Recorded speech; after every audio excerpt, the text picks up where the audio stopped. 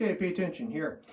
As we're carrying along here with the captain's jacket, I definitely did notice an increase in the range of motion when I attached this double XL sleeve.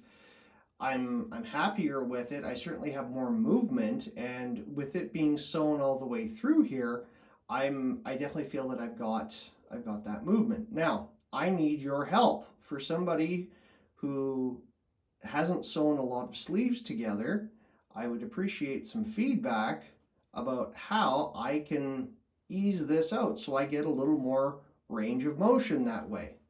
Example, I'll pull the jacket front pieces together as if it was zipped. I'll hold it there. Okay, now I've got some movement here, okay? As you can see, things are coming along. All right, so there I am, there I am.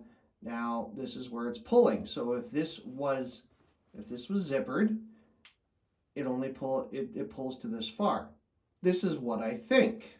And again, I need your help. Should I widen this panel? Should I make this panel bigger this way? That way, would that give me the amount of room that I need? I need your feedback, please. Thanks for watching. Bye for now.